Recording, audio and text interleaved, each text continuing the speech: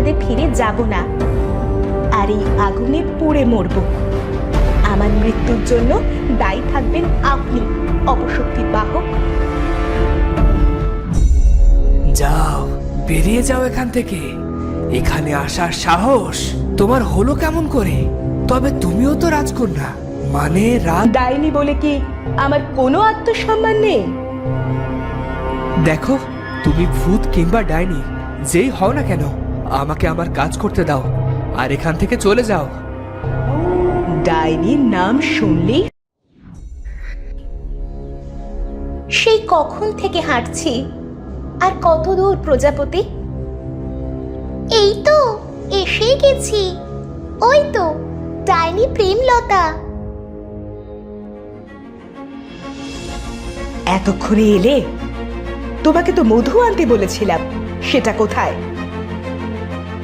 মধু নিয়েই আসছিলাম, হঠাৎ সব মধু পড়ে গেছে। আমাকে এই মেয়েটা উদ্ধার না করলে আমি তো সেখানেই চাপা পড়তাম। তাহলে বিয়েতে আসা অতিথিদের আমি কি দিয়ে মিষ্টিমুখ করাবো? এখন কি হবে? এখন জ্যৈষ্ঠ মাস, এখন কি আর মধুর অভাব? সে ঠিক জোগাড় হয়ে যাবে। তোমার বিয়ের জোগাড় হলো? বর কোথায়? আসেনি এখনো? সে তো আমি ধরেই নিয়ে এসেছি। দেখো না, বনের কোনো পশু পাখিরা কেউ এখনো আসেনি। ব্রহ্মদৈত্য না এলে তো বিয়ে শুরুই হবে না।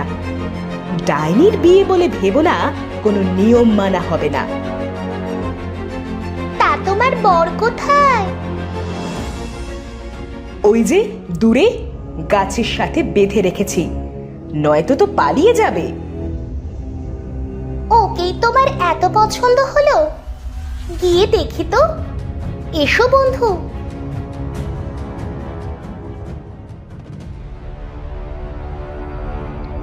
রাজকুমারকে দেখে পরিণীতা চমকে গেল। স্বামী, তুমি এখানে? ওই ডাইনি আমাকে জোর করে এখানে ধরে নিয়ে এসেছে। আমাকে এখান থেকে উদ্ধার করো পরিণীতা। আমি তোমাকে খুঁজতে না এলে কি যে হতো। প্রজাপতি, ইনি আমার স্বামী। আমার স্বামীকে নিয়ে আমাকে গৃহে ফিরতে হবে। তুমি আমাকে সাহায্য করো।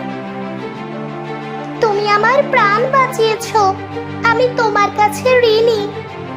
কিন্তু ডাইনি শক্তির সাথে পেরে ওঠা আমার কর্ম নয়। আমাকে ক্ষমা করো। কোনো না কোনো উপায় তো আছেই, কিন্তু সেটা কি? কোনো কিছু না ভেবেই পরিণীতা গেল ডাইনির কাছে। তুমি তো দেখতে খুব সুন্দর। আমিও যখন মানুষ ছিলাম তখনও আমার সুন্দর চেহারা ছিল। এখনো প্রেমলতা ডাইনি ডাইনি সমাজের সবচেয়ে সুন্দর ডাইনি। আজ আমার বিয়ে, তুমি আমাকে একটু সাজিয়ে দাও। প্রেমলতা, তুমি ওই মানুষটাকে ছেড়ে দাও। সে আমার স্বামী, আমার সে ছাড়া আর কেউ নেই।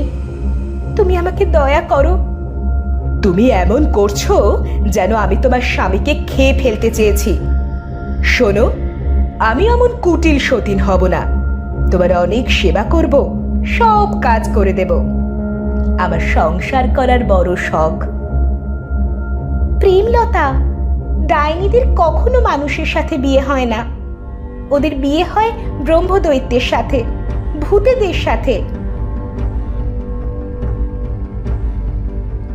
আর একবার যদি আমাদের ভূত বলে গালি দিয়েছো না, তোমাকে ভূত সমাজ কখনো ক্ষমা করবে না। ভূত আমার পুত, পেতনি আমার ঝি, রাম লক্ষণ সাথে আছে, করবি আমার কি? আহ, ওসব বলে আমার কানের পোকা নাড়িয়ে দিও না। যাও, তৈরি হও। একটু পরেই বিয়ে, আর আজ বিয়েটা হবেই। পরিণীতা তখন রাজপুত্রকে গিয়ে সবটা জানালো। কোন কুক্ষণে যে বনে এসেছিলাম, এখন এই ডাইনির খপ্পর থেকে আমি মুক্ত হব কেমন করে? পরিণীতা, পরিণীতা, কিছু করো। ও কি মেয়ে, তোমরা এই গভীর বনে কি করছো? আমি তোমাদের খোঁজে নিজেই চলে এলাম। চলো, বাড়িতে চলো। ও কি, তোমার এমন দশা হলো কেমন করে? একটা ডাইনি আমার স্বামীকে বিয়ে করতে চায়। কিছু করো বুড়িমা, এই বিয়েটা আটকাও।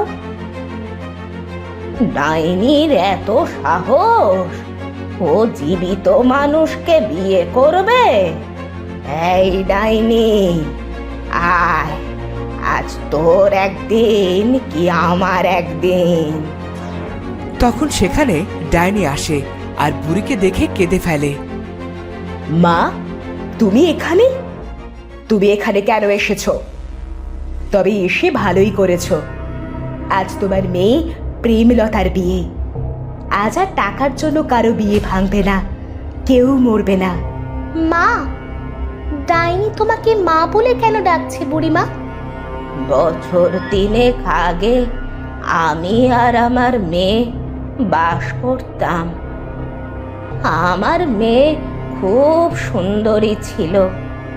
কথায় বলে, অতি বড় সুন্দরী না পায় ঘর, না পায় বর। আমার মেয়েটারও তাই হয়েছিল। কি হয়েছিল বুড়িমা?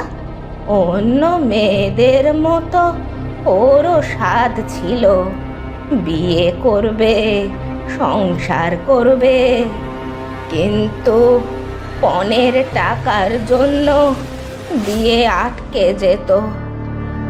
একবার বিয়ে ঠিকও হলো, বিনা পণে এক কাঠুরিয়ার সাথে।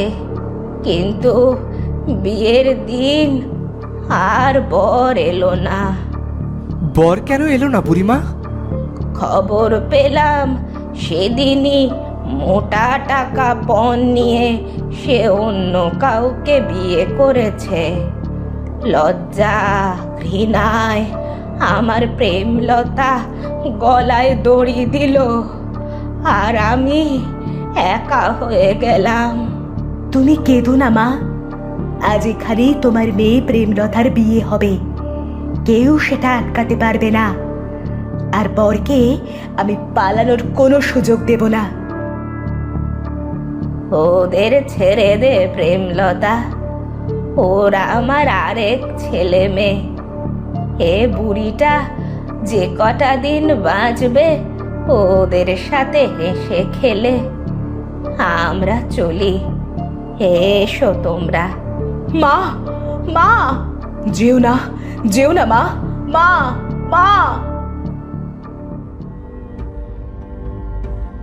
কিন্তু বুড়ি তার ডাইনি মেয়ের কথা শুনল না। তারা ফিরে এলো তাদের কুটিরে। বুড়িমা, তুমি এখানে বিশ্রাম নাও, আমি বাড়ির বাইরে থেকে পানি নিয়ে আসি। সাবধানে যেও মা। আমিও তোমার সাথে যাব, চলো। বেশ, চলো। তবে আমাকে একদম বিরক্ত করবে না। তুমি সামনে থাকলে আমার সব কাজ কেমন যেন অগোছালো হয়ে যায়।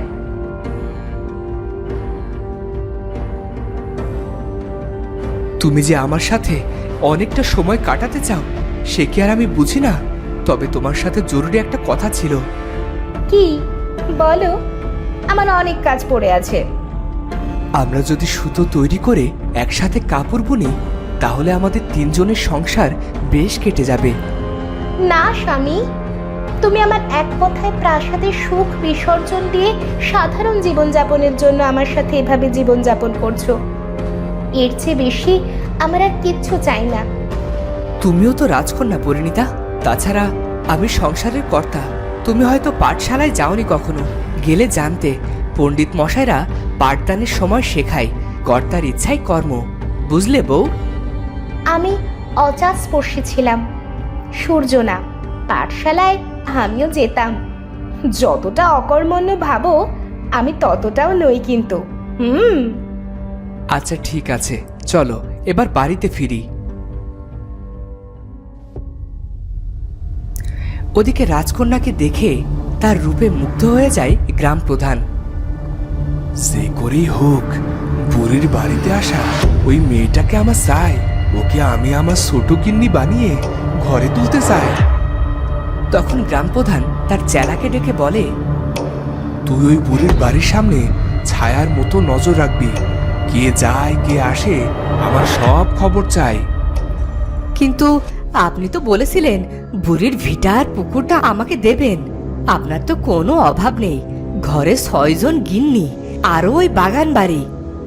তোকে এত কথা কে বলতে বলেছে? তুই ওদিকে নজর রাখবি। ওখানে একটা আসমানের পরী দেখেছি, আর আমার ওটাকে চাই। হুজুর, ছোট মুখে একটা বড় কথা বলি, এখন তো আপনার ছেলেকে বিয়ে দেওয়ার সময় হয়েছে। তোকে যা করতে বলেছি সেটা কর। ভালো করেই জানিস আমার বেশি কথা একদম পছন্দ না।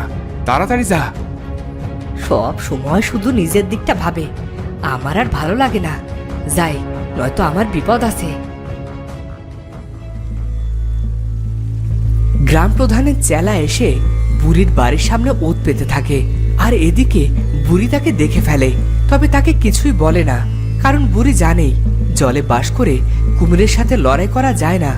গ্রামের আকাশে মেঘও জমে গ্রাম প্রধানের হুকুমে। রাত নামতে চলল, কোথায়? এদিকে তো কেউ আসে না।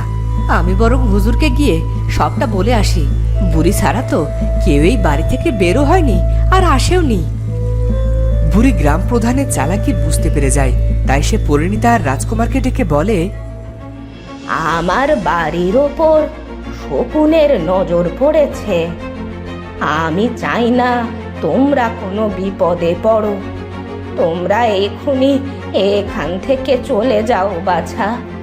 অনেক দূরে গিয়ে সুখে শান্তিতে বাস করো। আমাদের তুমি তাড়িয়ে দিচ্ছ বুড়িমা? আমাদের কি কোনো ভুল হয়েছে? না মা, আমি পারলে সারা জীবন তোমাদের আমার এই ভাঙা কুটিরে রেখে দিতাম, কিন্তু গ্রাম প্রধানের নজর পড়েছে তোমাদের সুখে। তোমরা এক্ষুনি চলে যাও। তোমাকে ছেড়ে কেমন করে যাব বুড়িমা? এই কয়েকদিনে তুমি যে বড্ড আপন হয়ে গেছো। তুমি চলো আমাদের সাথে। না মা, তা হয় না। বাড়ির পেছন দরজা দিয়ে তোমরা চলে যাও, আর ভালো থেকো। আসি বুড়িমা, তোমার সাথে কাটানো সময়টুকু আমাদের স্মৃতি হয়ে থাকবে। তুমি একা মানুষ, সাবধানে থেকো। জানি না কোথায় যাব, তবে যেখানেই থাকি তোমাকে ঠিক দেখতে আসবো। কখনো মায়ের আদর পাইনি, তবে কয়েকদিনে তুমি আমাকে মায়ের আদর দিয়েছো। চলি বুড়িমা। পরিণীতা এবং রাজকুমার নতুন থাকার জায়গা খুঁজতে শুরু করে। আজ রাতটুকু বরং ওই গাছের নিচেই কাটাই। অনেকটা পথ এসেছি, আর যে পা চলতে চায় না। চলো ওদিকে বসি। তারপর নদীর পাড়ে আমরা নিজেরা নিজেদের ঘর তৈরি করব। আরে ওটা কি? আরে এদিকেই তো আসছে। তো বন্ধুরা, রাজকুমার এবং পরিণীতা আবার কোন বিপদে পড়তে যাচ্ছে, আর কিভাবে এক যুগ তারা বনে জঙ্গলে পার করবে, জানতে হলে অবশ্যই চ্যানেলটি সাবস্ক্রাইব করে বেল আইকনটি বাজিয়ে দিও। দেখা হচ্ছে পরের ভিডিওতে। ধন্যবাদ।